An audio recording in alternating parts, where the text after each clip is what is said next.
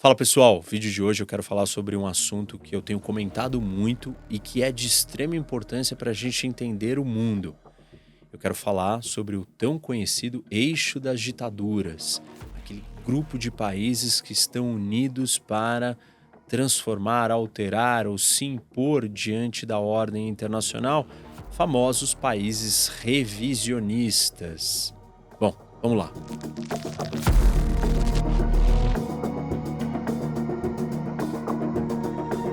Deixa eu fazer uma pausa antes da gente continuar, que eu quero falar um pouco do Rock Academy, o meu aplicativo, onde todo esse conteúdo que vocês já conhecem e gostam em muito mais abundância. Tem muito mais conteúdo, aulas exclusivas, tem o Bunker, que é um lugar com feed, com notícias diárias em tempo real e principalmente a seção de cursos. E um dos cursos que vocês vão gostar demais é o Introdução à Geopolítica. E aí eu vou no detalhe explicando o que é a geopolítica, quais são os grandes pensadores, por que ela é importante, quais são os debates, como que ela funciona, para você realmente ter uma base de conhecimento para poder entender muito melhor tudo que está acontecendo no mundo.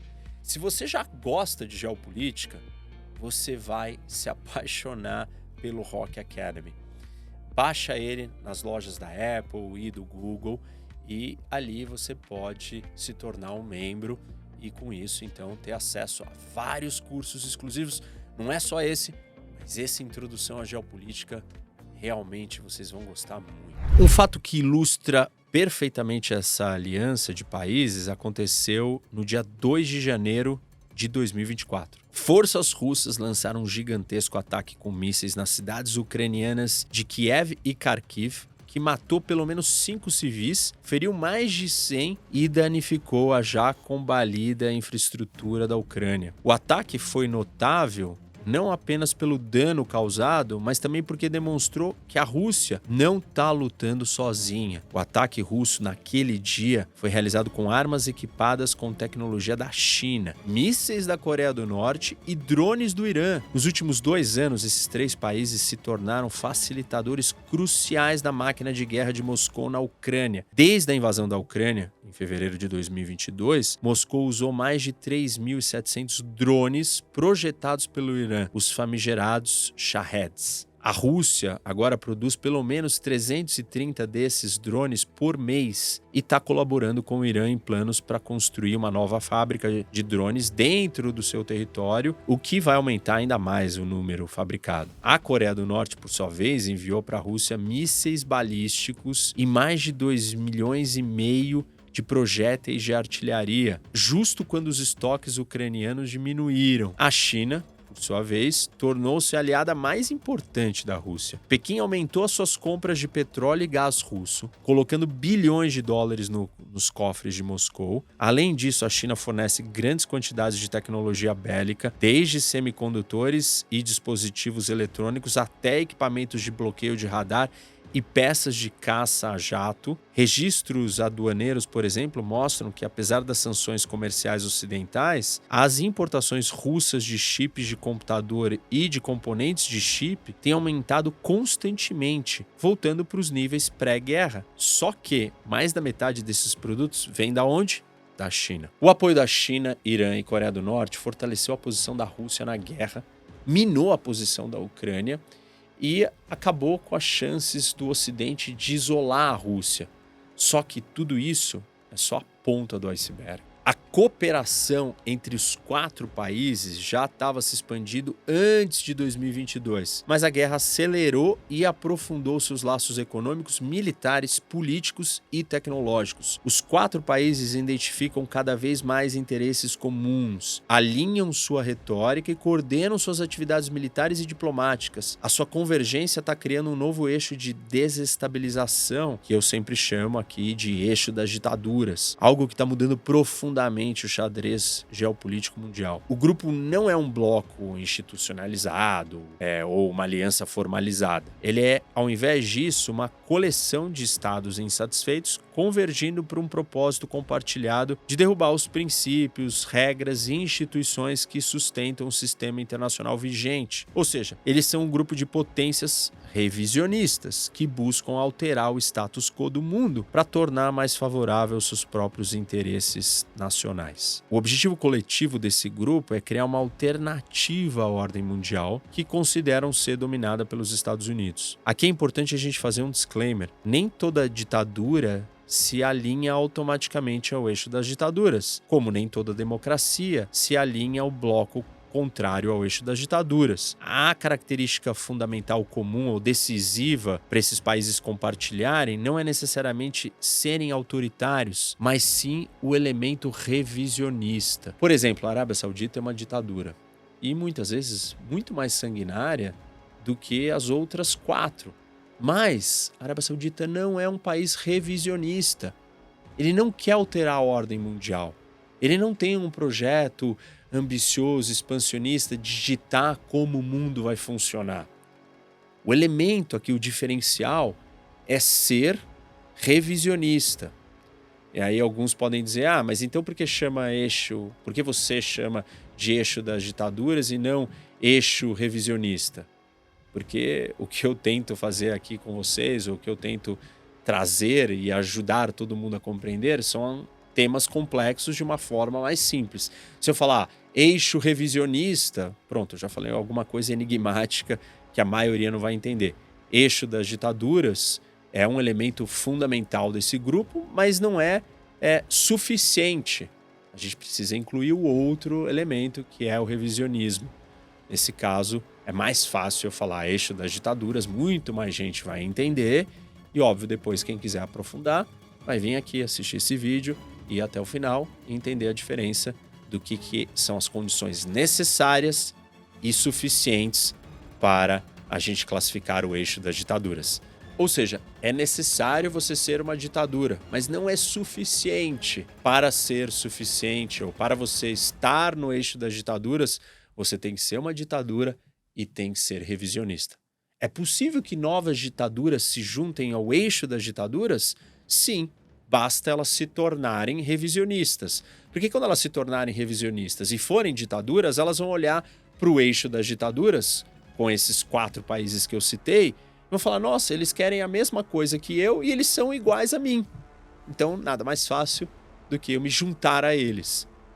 Então, esses são os 2 elementos fundamentais aí do eixo das ditaduras. Bom, voltando ao assunto central. Quando esses 4 países cooperam, suas ações têm um efeito muito maior do que a soma dos seus esforços individuais. Trabalhando juntos, eles aumentam as capacidades militares uns dos outros, diluem a eficácia das ferramentas de política externa dos Estados Unidos, incluindo sanções, e dificultam a capacidade dos americanos e seus parceiros de fazer cumprir as regras globais. Muitos analistas eles diminuem o potencial ou perigo dessa aliança informal entre China, Irã, Coreia do Norte e Rússia. Os 4 países realmente têm as suas diferenças e uma história de desconfianças e fissuras contemporâneas que podem limitar o quanto as suas relações vão se desenvolver e avançar. Mas, no entanto, seu objetivo compartilhado de enfraquecer os Estados Unidos e seu papel de liderança proporciona um motivo muito forte para eles se juntarem. Em locais por toda a Ásia, Europa e Oriente Médio, as ambições dos membros do eixo já se mostraram desestabilizadoras. Gerenciar os efeitos disruptivos da maior coordenação entre eles e impedir que esse eixo perturbe o sistema global são agora os objetivos centrais da política externa dos Estados Unidos e dos seus aliados. A colaboração entre os membros do eixo, ela não é uma novidade, gente. China e Rússia têm fortalecido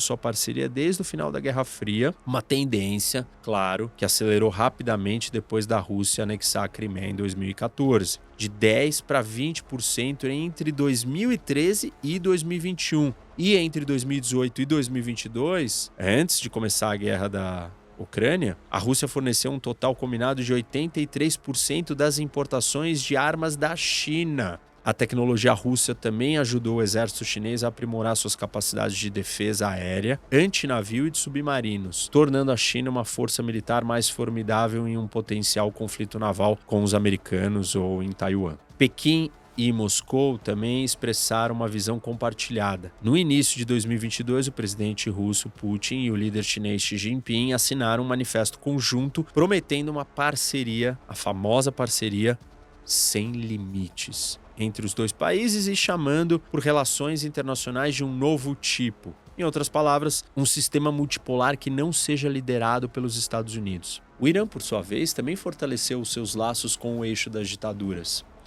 Quando o Assad passou por apuros na Guerra Civil, o Irã se aproxima da Rússia para eles defenderem e salvarem a derrocada do Assad. Além desses esforços conjuntos do Irã e da Rússia na Síria em 2011 para salvar o Assad, outros acordos energéticos com o Irã para proteger os persas das sanções americanas foram feitas e a China também passa a comprar grandes quantidades de petróleo iraniano a partir de 2020. Já a Coreia do Norte, por sua vez, ela depende da China quase que totalmente como seu principal aliado e parceiro comercial há décadas. E a própria Coreia do Norte e a Rússia mantiveram laços calorosos, embora não tão substanciais antes do episódio da Guerra da Ucrânia. Um outro exemplo foi quando o Irã adquiriu mísseis norte-coreanos desde a década de 1980. E mais recentemente, acredita-se que a Coreia do Norte tenha fornecido armas para grupos das proxies iranianas, incluindo o Hezbollah e possivelmente o Hamas. A Coreia do Norte e o Irã também se uniram por uma aversão compartilhada a Washington, como declarou um alto funcionário norte-coreano, Kim Wong-nam, durante uma viagem de 10 dias ao Irã em 2017, dizendo o seguinte: os dois países têm um inimigo comum. Mas a invasão russa à Ucrânia em 2022 acelerou a convergência entre esses quatro países de uma maneira que transcende os laços históricos que eles têm. Moscou tem sido um dos principais fornecedores de armas para Teherã nas últimas 2 décadas e agora é a maior fonte de investimento estrangeiro. As exportações russas para o Irã aumentaram 27% nos primeiros 10 meses de 2022. Nos últimos 2 anos, segundo a Casa Branca, a Rússia tem compartilhado mais inteligência e fornecido mais armas para o Hezbollah e outras proxies iranianas, e Moscou defendeu essas proxies em debates no Conselho de Segurança da ONU também. Para entender melhor essa relação em particular, tem um vídeo aqui no canal que eu recomendo a vocês sobre isso, que se chama Como a Rússia está desestabilizando o Oriente Médio. Assistam, vale a pena. No ano passado, a Rússia substituiu a Arábia Saudita como a maior fonte de petróleo bruto da China e o comércio entre os dois países ultrapassou 240 bilhões de dólares, um recorde. China, Irã e Rússia também realizaram exercícios navais conjuntos no Golfo de Omã por 3 anos consecutivos, mais recentemente em março de 2024. Além disso, a Rússia propôs exercícios navais trilaterais com China e Coreia do Norte. E como eu já falei para vocês, essa crescente cooperação entre China, Irã, Coreia do Norte e Rússia é alimentada por sua oposição compartilhada à ordem global dominada pelo Ocidente, um antagonismo enraizado na crença de que esse sistema liderado pelo Ocidente não lhes concede o status ou o espaço que eles gostariam ou que eles merecem. Cada um dos 4 países do eixo das ditaduras reivindica uma esfera de influência, ou seja, os interesses essenciais da China que se estendem a Taiwan e o Mar do Sul da China. O eixo da resistência do Irã, conjunto de grupo de proxies que tenta moldar a região ao interesse, às vantagens dos ayatollahs, a reivindicação da Coreia do Norte sobre toda a Península Coreana e o exterior próximo da Rússia, ou seja, que o Kremlin inclui ou denomina como, no mínimo, os países que compunham o antigo Império Russo e Soviético. Todos esses 4 países enxergam os Estados Unidos como um obstáculo para os seus projetos ambiciosos regionais. E os 4 visam enfraquecer a presença dos Estados Unidos nas suas regiões para que, obviamente, eles consigam avançar com esses objetivos. Todos os 4, eles rejeitam o princípio de valores universais e eles interpretam que a defesa do Ocidente à democracia é, no fundo, só uma tentativa de minar a legitimidade e fomentar a instabilidade doméstica em seus países. Os 4 insistem que os estados individuais têm o direito de definir o que é democracia por si mesmo. Ou seja, na versão deles, na narrativa deles, eles dizem que o Ocidente não vai aceitar a sua ascensão ao poder no cenário mundial, que não me parece muita verdade, porque como que a China teria alcançado todo o crescimento que ela alcançou se ninguém aceitasse a ascensão dela. Mas dentro da lógica e da narrativa e da crença dos quatro, eles repetem esse tipo de ideia. Além disso, eles também se opõem ao que eles chamam de interferência externa em seus assuntos internos. Então, toda vez que o Ocidente defende algum ativista que luta por liberdades ou por direitos individuais, esses quatro países chamam isso de interferência nos seus assuntos internos. Eles também se opõem à expansão das alianças dos Estados Unidos. Não é que eles não queiram ter alianças, mas eles não gostam que o Ocidente ou que os Estados Unidos tenham alianças. Eles podem ter alianças militares desde que o Ocidente não tenha, ou eles não gostam que as alianças dos Estados Unidos se expandam. Eles também não gostam que os Estados Unidos posicione armas nucleares no exterior. Novamente, eles podem posicionar as suas armas nucleares onde eles quiserem, mas eles não querem as armas nucleares americanas naquilo que eles chamam da sua esfera de influência. E também são contra o uso de sanções coercitivas. Apesar de tudo isso, esses quatro países eles não têm uma visão muito clara e concreta de como seria um futuro coletivo ou internacional, como seria essa nova ordem internacional sem os Estados Unidos. Ainda assim, a história mostra que isso não é necessário para um grupo de potências descontentes causar disrupção. Eles não precisam necessariamente ter um objetivo claro de como vai ser a nova ordem para causarem problemas. Para eles, começa ou basta não estar satisfeito com a ordem atual e agir para derrubar a ordem atual, que já tá bom. Depois eles pensam o que vai ser a nova ordem. A gente pode ver isso na história. Olhando para o Pacto Tripartite de 1940, que uniu Alemanha, Itália e Japão, o eixo original, né, o primeiro eixo aí, e ele se compromete a estabelecer e manter uma nova ordem de coisas, na qual cada país reivindicaria seu próprio lugar adequado. Ou seja, não está claro qual é esse lugar, como vai funcionar. Cada um vai reivindicar o que puder e todo mundo vai ter bastante espaço, bastante território, bastante esfera de influência, bastante domínio em muitas regiões. Então vai dar para dividir o mundo entre 3, 4 países e tá tudo bem. Felizmente, esses países na Segunda Guerra Mundial não tiveram sucesso. Mas isso não apaga o fato da Segunda Guerra Mundial ter sido o conflito mais sangrento e mortífero da história da humanidade. Portanto, o eixo das ditaduras de China, Irã, Coreia do Norte e Rússia não precisa de um plano coerente para uma nova ordem internacional para perturbar o sistema atual. A oposição compartilhada desses países aos princípios centrais da ordem atual e a sua determinação em provocar mudanças formam uma base poderosa para essa ação colaborativa deles. Essa falta de um projeto conjunto para o futuro nos lembra que existem algumas fissuras entre os membros do eixo. A China e a Rússia, por exemplo, disputam a influência na Ásia Central, enquanto o Irã e a Rússia competem por mercados de petróleo na China, na Índia e em outros lugares da Ásia. Os 4 países também têm histórias compartilhadas entre si. A União Soviética invadiu o Irã em 1941, a Rússia e a China resolveram sua longa disputa de fronteira só em 2004, e ambos anteriormente apoiaram esforços para limitar os programas nucleares do Irã e isolar a Coreia do Norte. Hoje, a China pode olhar com desconfiança para um relacionamento cada vez mais profundo da Coreia do Norte com a Rússia, preocupada que um Kim Jong-un mais audacioso pode agravar as tensões no Nordeste Asiático e atrair uma presença militar americana maior, o que a China, obviamente, não deseja. E para a gente entender melhor como essas características são bem parecidas com o que aconteceu com o eixo original na Segunda Guerra, vocês precisam assistir o meu vídeo sobre a Terceira Guerra Mundial aqui no canal. E o vídeo chama A Terceira Guerra Mundial Já Começou? Essa é uma análise histórica comparada com a Segunda Guerra Mundial nos dias de hoje.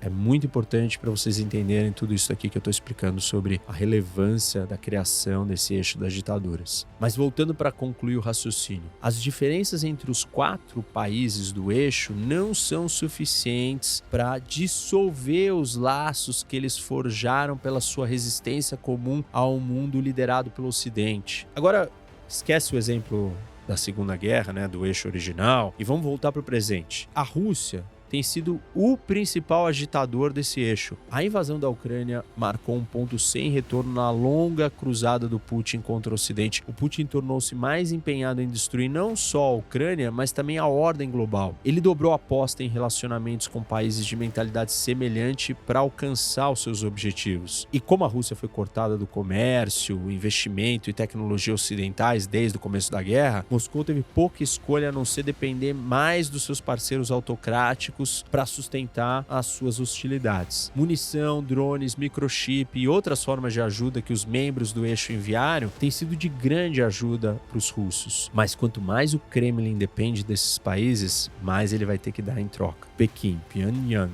e Teherã estão se aproveitando e usando uma alavancagem sobre Moscou para expandir as suas capacidades militares e opções econômicas. Mesmo antes da invasão russa, a assistência militar de Moscou a Pequim estava ajudando a diminuir a vantagem militar dos Estados Unidos sobre a China. A Rússia tem fornecido armas cada vez mais sofisticadas para a China e os exercícios militares conjuntos dos dois países cresceram em escopo e em frequência. Oficiais russos que lutaram na Síria e na região de Donbás, na Ucrânia, compartilharam essas lições valiosas com o pessoal chinês, ajudando o Exército da Libertação Popular a compensar sua falta de experiência operacional, uma fraqueza notável em relação às forças americanas mais experientes. A modernização militar da China, ela reduziu a urgência de aprofundar a cooperação de defesa com a Rússia, mas é provável que os dois países prossigam com transferências de tecnologia, desenvolvimento e produção conjunta de armas. Em fevereiro, por exemplo, autoridades russas confirmaram que estavam trabalhando com os chineses em aplicações militares de inteligência artificial. Moscou mantém uma vantagem sobre Pequim em outras áreas chaves, incluindo tecnologia de submarinos, satélites de sensoriamento remoto e motores de aeronaves. Se a China puder pressionar uma Rússia mais dependente ao fornecer tecnologias avançadas adicionais, a transferência pode minar ainda mais as vantagens que os Estados Unidos têm sobre a China. Uma dinâmica parecida com essa está se desenrolando nas relações da Rússia com o Irã e a Coreia do Norte. Moscou e Teherã estabeleceram o que a administração Biden chamou de parceria de defesa sem precedentes, que aprimora as capacidades militares iranianas. A Rússia forneceu ao Irã aeronaves avançadas, defesa aérea, inteligência, vigilância, reconhecimento e capacidade cibernética que estão ajudando o Teherã a resistir a uma potencial operação militar dos Estados Unidos ou de Israel. Já a Coreia do Norte, em troca da munição e o apoio militar que tem dado à Rússia, tem recebido dos russos conhecimento em tecnologia espacial avançada, mísseis e submarinos. Com essa ajuda, a Coreia do Norte pode melhorar a precisão e a sobrevivência de seus mísseis balísticos intercontinentais, que são capazes de carregar armas nucleares e usar a tecnologia de propulsão nuclear russa para expandir o alcance e a capacidade dos seus submarinos. Já os testes da Rússia de armas norte-coreanas no campo de batalha na Ucrânia forneceram para a Coreia do Norte informações que podem ser usadas para refinar o seu programa de mísseis. E a assistência russa pode ter ajudado a Coreia do Norte a lançar um satélite espião militar em novembro, após 2 fracassos anteriores no ano passado. Olhando para os parceiros mais júniores, os menores, os mais fracos, as relações fortes entre os 4 do eixo têm encorajado os líderes dos países mais júniores, que são a Coreia do Norte e o Irã. O líder norte-coreano, que agora desfruta de um forte apoio tanto da China quanto da Rússia, abandonou a política de décadas da Coreia do Norte de unificação pacífica com a Coreia do Sul e intensificou suas ameaças contra Seul. Aumentou sua chantagem nuclear e o número de testes de mísseis e também expressou desinteresse em conversas com os Estados Unidos. Do lado iraniano, embora não pareça haver uma conexão direta entre a parceria crescente e o ataque do Hamas a Israel no dia 7 de outubro, o aumento do apoio da Rússia e da China provavelmente tornaram o Irã mais disposto a ativar suas proxies regionais após o ataque do Hamas. A diplomacia coordenada, contando com a pressão inclusive de Rússia e China, além do Ocidente, claro, levaram o Irã ao acordo nuclear de 2015. Mas isso agora é uma memória bem distante, impensável, incabível da gente imaginar que isso poderia acontecer. Uma pressão internacional coletiva, incluindo Rússia e China contra o Irã. Hoje, Moscou e Pequim estão ajudando o Irã a resistir à coerção, né, à pressão do Ocidente e facilitando a vida do Irã para enriquecer o urânio e rejeitar os esforços do Ocidente em negociar um novo acordo nuclear com os Estados Unidos. Todos os 4 países também estão trabalhando para reduzir sua dependência do dólar americano. A parcela das importações russas faturadas em moeda chinesa saltou de 3% em 2021 para 20% em 2022. Além disso, em dezembro de 2023, o Irã e a Rússia finalizaram um acordo para conduzir o comércio bilateral em suas moedas locais. Ao colocar as suas transações econômicas fora do alcance dos Estados Unidos, por não estarem usando o dólar, os membros do eixo minam a eficácia das sanções ocidentais, bem como os esforços anticorrupção e contra a lavagem de dinheiro. Geopoliticamente falando, geograficamente falando, olhando para o mapa, se vocês prestarem atenção, se você estiver na Coreia do Norte, você consegue chegar no Irã passando somente pelos 4 países do eixo. Então, China e Rússia têm fronteira, China e Coreia do Norte têm fronteira, a Rússia faz uma fronteira pelo Mar Cáspio com o Irã. Claro, o Irã não tem fronteira nem com a China, nem com a Coreia do Norte, mas os 4 juntos conseguem criar uma conexão de acesso. Então, a ligação dessas fronteiras e das suas zonas litorâneas permite que esses 4 países consigam criar mecanismos para burlar qualquer cerco que os americanos ou que o Ocidente faça a eles. Ou seja, essa ajuda, essa aliança dá uma vantagem geográfica e geopolítica para eles num cenário de bloqueios ou de pressão de cerco físico. O Irã, por exemplo, envia drones e outras armas para a Rússia através do Mar Cáspio, onde os Estados Unidos têm pouco poder para impedir transferências, né? O Mar Cáspio é um mar fechado, quase que um grande lago, e os Estados Unidos não tem como ter presença lá dentro. E se a gente for além, se os Estados Unidos estivessem envolvidos em um conflito com a China no Indo-Pacífico, Pequim podia buscar apoio de Moscou. A Rússia poderia aumentar suas exportações terrestres de petróleo e de gás para o seu vizinho do sul, reduzindo a dependência chinesa de importação de energia marítima que as forças navais americanas poderiam bloquear durante um conflito. A base industrial de defesa da Rússia, agora acelerada para fornecer armas para as tropas russas na Ucrânia, poderia mais tarde pivotar para sustentar um esforço de guerra chinês. Ou seja, essa indústria poderia servir para fornecer armamento para a China. Tal cooperação aumentaria as chances da China prevalecer contra os americanos e ajudaria a avançar o objetivo da Rússia de diminuir a influência geopolítica dos Estados Unidos. O eixo também está dificultando a capacidade dos Estados Unidos de reunir coalizões internacionais que possam se opor às ações desestabilizadoras dos seus membros. A recusa da China em condenar a invasão da Ucrânia pela Rússia, por exemplo, facilitou muito para que países da África, América Latina e Oriente Médio fizessem o mesmo. A Rússia e a China também têm impedido os esforços ocidentais para isolar o Irã. No ano passado, eles elevaram o Irã de status de observador a membro pleno da Organização de Cooperação de Xangai, um corpo regional predominantemente asiático, e depois orquestraram um convite para o Irã se juntar aos BRICS, o grupo que a China e a Rússia veem como um contrapeso ao Ocidente. Os esforços paralelos dos membros do eixo na área da informação e das notícias enfraquecem ainda mais o apoio internacional às posições dos Estados Unidos. China, Irã e Coreia do Norte defenderam, ou pelo menos evitaram condenar explicitamente a invasão da Ucrânia pela Rússia, e todos ecoaram a narrativa do Kremlin ao acusar a OTAN de iniciar a guerra. As respostas aos ataques do Hamas a Israel em outubro do ano passado seguiram um padrão semelhante. O Irã usou a mídia estatal para expressar apoio ao Hamas, atacar Israel e denunciar os Estados Unidos por possibilitar a resposta militar de Israel, enquanto a mídia russa e e, em menor grau, a chinesa, criticaram severamente o apoio duradouro dos Estados Unidos a Israel. Todos usaram a guerra em Gaza para pintar os Estados Unidos como uma força desestabilizadora e dominadora no mundo. Uma narrativa que é particularmente ressonante em partes da África, Ásia, América Latina e Oriente Médio. Mesmo que os membros do eixo não coordenem abertamente suas mensagens, eles usam os mesmos chavões para falar sobre os mesmos temas, e a repetição torna eles mais críveis e persuasivos. Olhando para o tema sob uma perspectiva histórica, as ordens globais sempre favorecem aqueles que as forjam. Os Estados Unidos, por exemplo, investiram na ordem internacional liberal que ajudaram a criar, porque essa ordem reflete a preferência americana e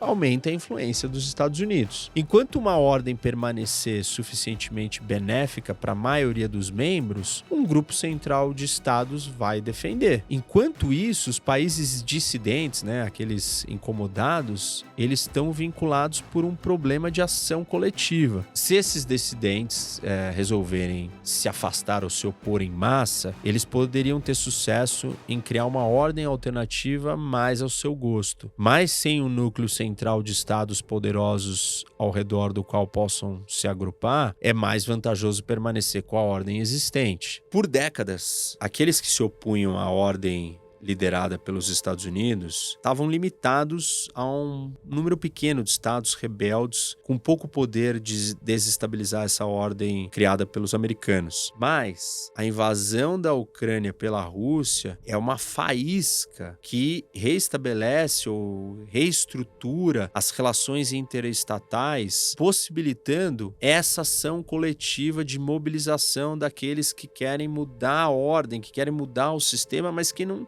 tinham assim os meios, as maneiras, era mais confortável ficar onde eles estavam. Não tinha uma razão para esse movimento começar a acontecer. O eixo das ditaduras representa um novo centro de gravidade, um grupo ao qual aqueles países que estavam insatisfeitos e calados com a ordem existente agora podem recorrer. O problema para o mundo, e o fator que pode levar a uma guerra geral, é que os dois polos do tipo não podem coexistir pacificamente por muito tempo. Não dá para ter dois eixos, ou uma aliança em um eixo, ou dois grupos antagônicos e opostos por muito tempo, sem isso gerar uma guerra. Historicamente, a existência de polos concorrentes sempre leva a conflitos, especialmente em lugares em que os polos se chocam geograficamente, como Taiwan, Ucrânia e no Oriente Médio. As guerras sempre surgem de condições específicas, como uma disputa territorial, a necessidade de proteger os interesses nacionais, ou os interesses de um aliado, ou até uma ameaça à sobrevivência de um regime. Mas a probabilidade de que qualquer uma dessas condições leve à guerra aumenta quando existem dois polos, como que nós estamos falando hoje. É notável que em períodos nos quais um único polo prevaleceu, como por exemplo a época de Pax Romana ou a era pós-Guerra Fria dominada pelos Estados Unidos, foram menos propensos a conflitos do que aqueles caracterizados por mais de um polo, como o período multipolar que causou as duas guerras mundiais, ou o sistema bipolar que causou a Guerra Fria. Bom,